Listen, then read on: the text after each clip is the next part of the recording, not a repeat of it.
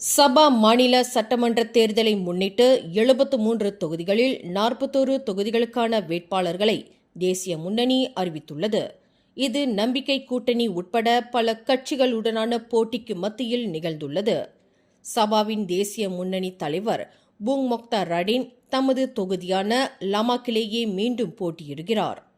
சுக் தொகுதியில் Arthur Joseph group, தம்பாசோ தொகுதியில் அப்துல் ரஹ்மான் டாலான், உசுகான் தொகுதியில் சாலே சைட் குர்வாக் போன்ற முக்கிய நபர்களை களமிறக்கி இம்முறை ஆட்சியை கைப்பற்ற தேசிய முன்னணி பெரும் நம்பிக்கையுடன் உள்ளது.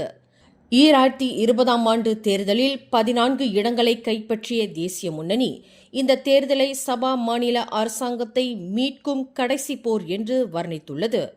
நவம்பர் 29ஆம் தேதி நடைபெறும் இந்த தேர்தலில் மொத்தமுள்ள 1.78 மில்லியன் வாக்காளர்கள் சபா அரசின் தலைவிதியை முடிவு செய்ய உள்ளனர். மேலும் செய்திகளை தெரிந்து கொள்ள கீழே இருக்கும் பெல் பட்டனை அழுத்துங்கள்.